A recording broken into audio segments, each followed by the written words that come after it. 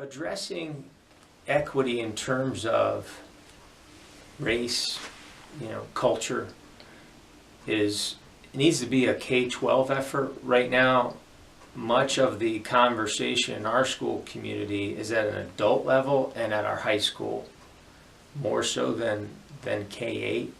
However, we're shifting the conversation to more of a K-12 effort. Having student voice has been a priority over time within our strategic planning, and at the high school level we have certain student-led groups that includes race. Our principal, who is African American, actually is the advisor for the race focus group, so that the voice also has a professional on staff that observes and has a sense of where they're coming from, obviously. And I think that has been a positive vehicle, because I don't think in any community you've ever arrived. So how are we in a continuous state of trying to grow in a direction to improve upon every student feels included and as a valuable member of our community? When I mentioned the K-12 piece, some of the things happening there include our school board. We're finalizing a policy on school climate. It's entitled School Climate Inclusive Excellence as well. And the inclusive excellence piece is to clarify that we want everybody to be a contributing and a valued member of our school community. And it recognizes expectations for this from our board. So that is an overarching policy for non-discrimination policy, etc., that our board wanted to develop to clarify their expectations in our school community. And that was developed with input from the community, as well as outreach to a community forum. The race conversation has been happening in our community over time. I think it's taken on a different angle within the past couple of years, with a focus on what are we doing specifically in K-12 and where are our problems. So what we're doing at the student level with that is coming through an inclusive excellence initiative. So what we've done is we've looked to identify a guide on the side, someone who really understands systems process to change for improvement, and that's been Carlos Wiley.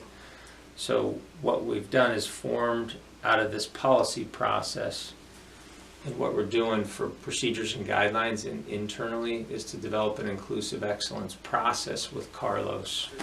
And we have not operationalized to where we're going to go, and that includes representation in that conversation from every school in our district. That'll include both the faculty level as well as the student voice.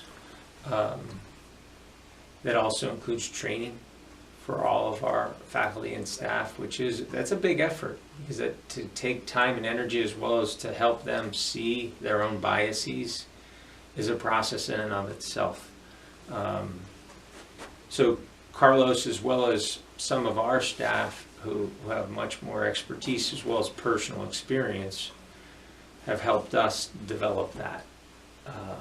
And that's a road we're going down that has been prioritized through our community at our board level, as well as at our administrative and faculty levels, and from the students. I mean, the student voice that has come about through this has been valuable. There's still many needs for us to look at every student, regardless of where they come from or what the color of their skin is, that we need to do a little bit better for every one of them to feel completely included and a valued member in our school community on a daily basis. This is continuous. It's not just valued at certain times. It's always. Well, gender equity, I was just recently in a meeting with some computer scientists, and there's an example of their industry has an issue with less females in that. So we listen to how they're approaching that and helping young ladies understand there's a pretty impressive career that is only growing out there, and how might we allow females an opportunity to understand that that's a career that is open to anybody. You don't